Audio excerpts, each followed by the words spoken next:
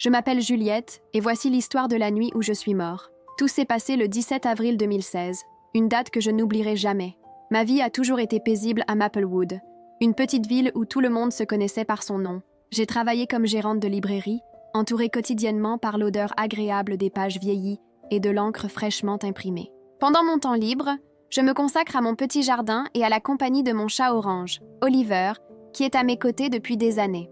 Parmi les personnes les plus proches de moi se trouvait Maggie, une femme profondément religieuse qui n'a jamais renoncé à me convaincre d'accepter Jésus comme mon sauveur. Pour elle, il n'y avait pas d'autre chemin vers le salut, et sans cette foi, je serais perdue. Même si j'ai reconnu sa sincère préoccupation, je n'ai jamais pu partager cette même conviction.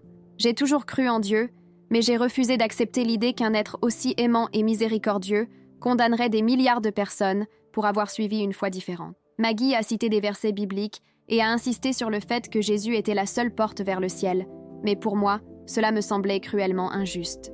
Nos débats sur la religion étaient fréquents, ainsi que sur d'autres sujets controversés, comme les droits LGBTQ+.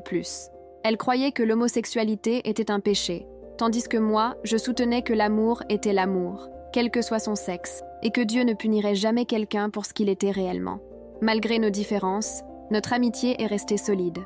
Nous avons partagé d'innombrables conversations, repas et rires au fil des années. Un soir tranquille, nous nous sommes assis sur mon porche alors que le soleil disparaissait sous l'horizon. L'air était empli du parfum des lilas et Oliver se reposait sereinement à côté de moi. Comme d'habitude, Maggie est revenue sur le sujet de mon salut. Son regard exprimait une véritable inquiétude. « Juliette, je ne veux juste pas que tu te perdes », dit-elle d'une voix pleine de supplication. J'ai souri doucement et lui ai assuré que Dieu connaissait mon cœur. J'ai refusé de croire qu'il jugeait les gens si durement. Maggie soupira et secoua la tête, la tristesse étant évidente dans ses yeux. Je ne savais pas, mais cette nuit allait tout changer. Dans quelques heures, je serais confrontée à une vérité que je n'aurais jamais pu imaginer. Plus tard, seule dans ma chambre, une étrange inquiétude m'envahit. En quête de distraction, je me suis livrée à une habitude que j'avais toujours considérée comme anodine, la masturbation. J'y ai toujours vu un moyen simple d'évacuer le stress, quelque chose sans culpabilité ni poids moral. Mais cette nuit-là, quelque chose de différent s'est produit. À l'instant où j'ai atteint l'orgasme, une douleur aiguë et incessante m'a déchiré la poitrine, comme si des mains invisibles serraient fort mon cœur. Ma respiration s'est arrêtée, ma vision est devenue floue et mon corps a tremblé de manière incontrôlable. L'effroi m'a saisi lorsque j'ai réalisé ce qui se passait. J'avais une crise cardiaque. J'ai essayé de bouger, de prendre mon téléphone, d'appeler à l'aide. Mais mon corps n'a pas obéi. Je suis tombée au sol, les doigts serrés, mes poumons luttant pour aspirer l'air. Le dernier son que j'ai entendu était le miaulement affligé d'Oliver, ses yeux verts reflétant la peur que je ressentais moi-même. Et puis, tout a disparu. Le néant absolu m'enveloppait. Il n'y avait ni son, ni lumière, ni aucune notion de temps. Je ne savais même pas si c'était toujours moi. Le vide semblait s'étendre à l'infini, jusqu'à ce que soudain, une petite lumière apparaisse au loin. Petit comme la pointe d'une aiguille, mais palpitant. Sans contrôle sur mon propre être, je sentais mon essence attirée vers cette lumière. À mesure que je m'approchais, il s'agrandit, rayonnant d'une lueur si intense qu'elle aurait dû être aveuglante, mais au lieu de cela, il me remplit d'une chaleur indescriptible. Toute peur, doute ou tristesse que je portais s'est dissipée, remplacée par un sentiment d'amour absolu, quelque chose au-delà de toute expérience humaine. Puis, une voix résonna en moi. Ce n'était pas seulement un son, mais une présence, fort, immense, remplie d'une puissance incompréhensible, et en même temps, d'une tendresse infinie. « Bienvenue, Juliette », dit la voix, remplissant chaque partie de mon être. Je savais, sans que personne n'ait besoin de me le dire, que j'étais devant Dieu. Mes pensées se bousculaient dans un tourbillon de doutes. J'étais mort. Mais était-ce le paradis? Qu'est-ce qui était réel jusqu'à présent? Avant même que je puisse poser les questions, il a répondu. Vous avez vécu à la recherche de la vérité, mais vous avez été trompé. L'ennemi a détourné son chemin. Il est désormais temps d'y voir clair. Ces paroles apportaient un mélange de réconfort et de peur. J'ai toujours cru en Dieu, mais je ne l'avais jamais imaginé ainsi, non pas comme un concept lointain, mais comme une présence vivante, indéniable, absolue. Soudain, la lumière autour de moi a changé, et j'ai réalisé que je ne flottais plus dans cette lueur infinie. Au lieu de cela, j'ai vu une vision se dérouler devant moi, aussi claire que la réalité elle-même. J'ai vu ma propre vie défiler devant mes yeux. J'étais là, riant comme un enfant, confronté au tumulte de l'adolescence, prenant des décisions, certaines bonnes, d'autres moins. Les scènes ont changé rapidement, jusqu'à ce que je me retrouve dans ma chambre, à ce dernier moment, avant ma mort. Mais il y avait quelque chose que je n'avais jamais vu auparavant.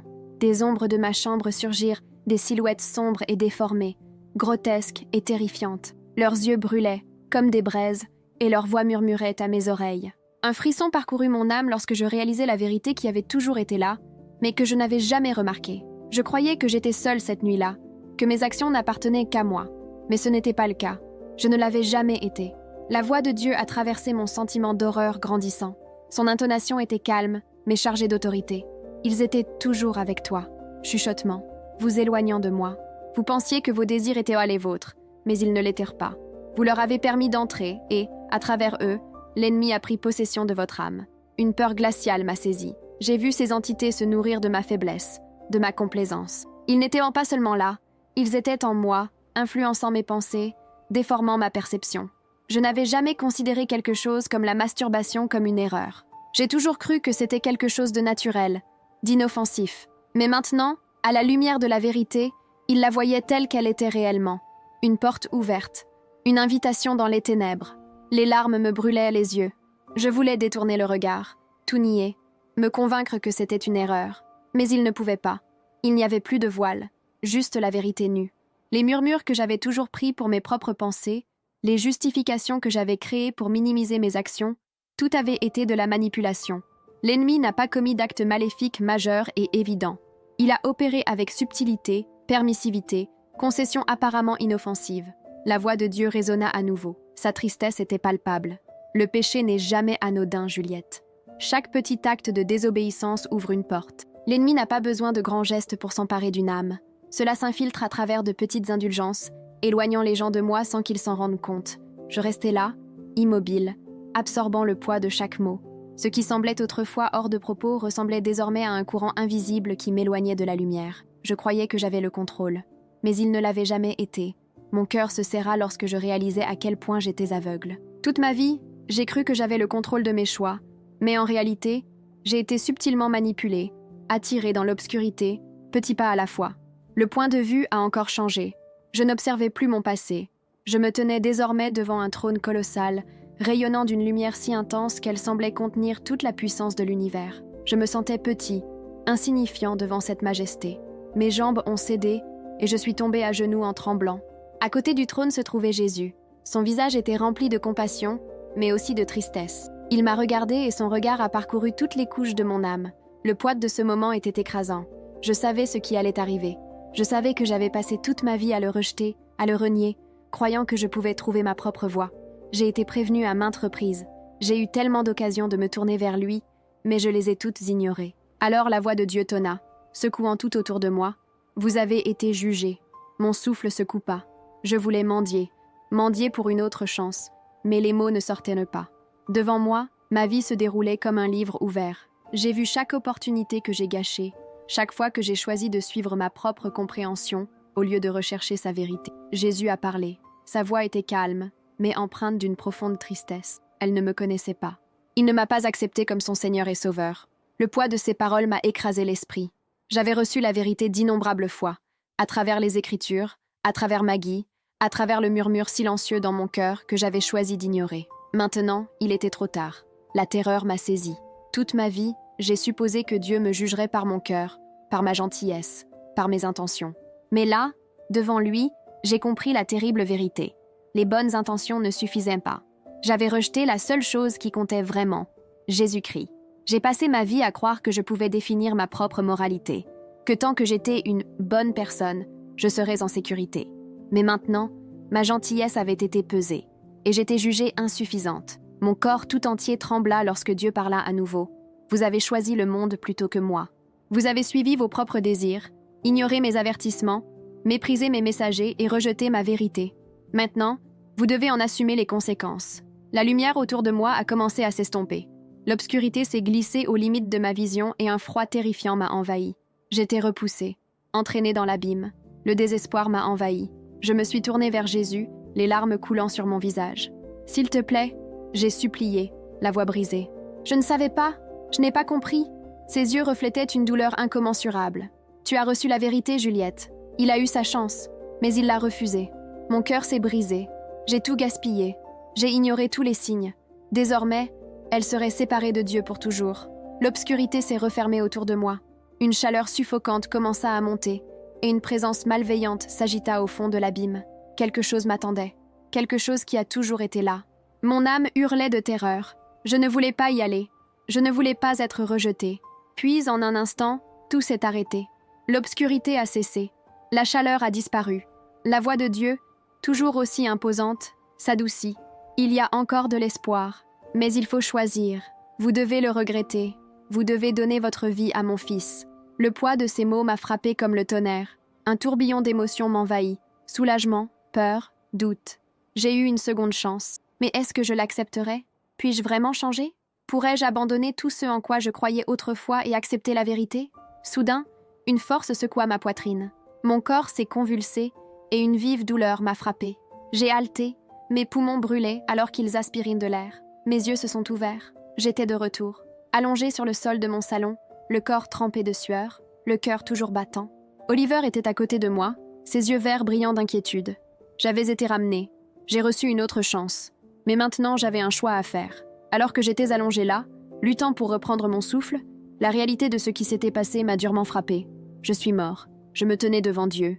J'ai été jugée. Et par sa miséricorde, j'ai eu une seconde chance. Mon corps tremblait. Pas seulement à cause de la douleur qui persistait encore, mais à cause du poids de ce dont il avait été témoin.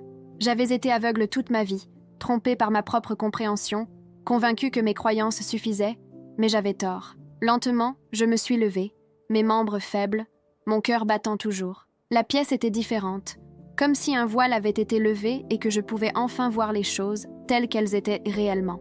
Des murmures que j'ignorais auparavant, des tentations que je considérais comme naturelles, tout cela avait été l'œuvre de l'ennemi. Je m'étais laissé utiliser, éloigné de Dieu sans même m'en rendre compte. Et maintenant, je connaissais la vérité. Il n'y avait qu'un seul chemin vers le salut, un seul chemin pour être sauvé. Je ne pouvais plus vivre comme avant. Le lendemain, j'ai commencé à chercher la vérité.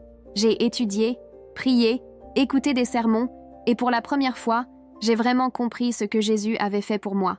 Je cherchais la seule véritable Église, le lieu qui détenait les sacrements, les enseignements et les commandements donnés depuis l'époque des apôtres. J'ai été baptisée, donnant entièrement ma vie à Dieu, et alors que l'eau m'envahissait, j'ai senti quelque chose se briser, une chaîne dont je n'avais jamais réalisé l'existence. La culpabilité, le poids de mes péchés passés, la tromperie dans laquelle j'ai vécu si longtemps, tout avait disparu.